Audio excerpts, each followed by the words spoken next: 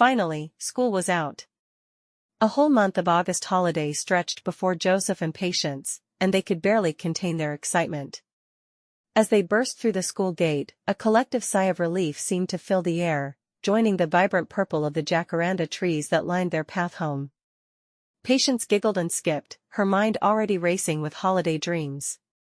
"No more books, no more lessons," she exclaimed, her eyes wide with wonder at the beautiful purple carpet the jacaranda blossoms had laid on the road. It truly felt like the sky had decided to drop its color just for them, making everything brighter. Joseph, grinning, agreed.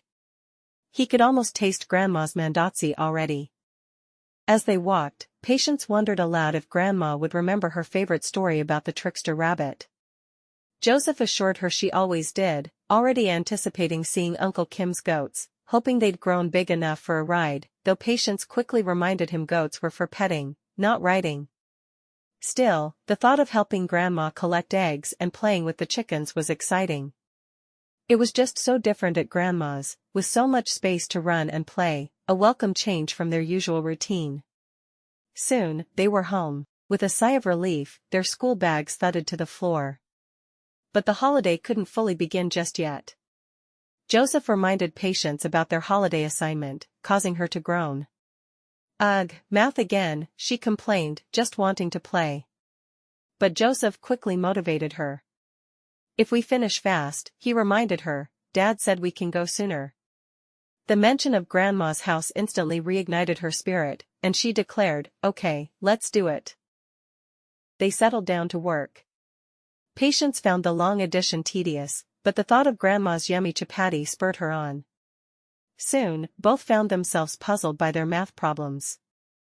Joseph, humble enough to ask for help, carried his textbook over to his dad, who was working on his laptop in the corner of the room. Their father, always calm and reassuring, patiently explained the division problem, showing Joseph how to break it down. Patience, seeing her brother get help, quickly followed suit, finding her own problem tricky. Their dad, with a kind smile, looked at her textbook, offering a fresh pair of eyes to her problem. As he explained, both children nodded, understanding dawning on their faces.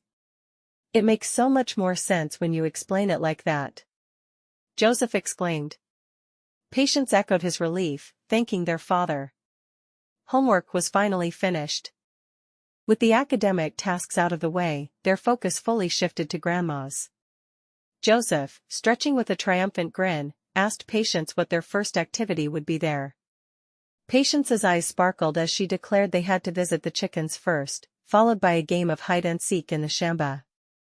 Joseph playfully feigned indignation at her claim that he was easy to find, vowing to discover a super-secret hiding spot this time. They envisioned climbing the mango tree and listening to Grandma's enchanting stories under the stars. Joseph even looked forward to the famous mandazzi and chapati. No one made them quite like Grandma. Soon, it was time to pack. Their mother had instructed them to pack their own small bags. Patience carefully placed her pink dress and special doll into her purple suitcase, while Joseph made sure to include his football shirt, shorts, and cherished drawing book in his red one.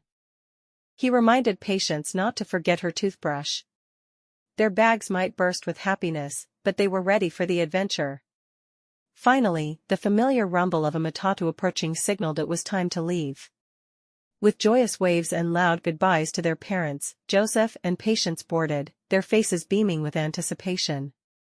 As the bus rumbled away, Joseph leaned out the window, pointing. "Look, Patience. The trees are flying past." Patience, peeking out beside him, laughed with pure delight. We're really going." It was truly the best start to the August holiday ever. At Jos Batoons, Joseph and Patience wishes all learners happy August holiday.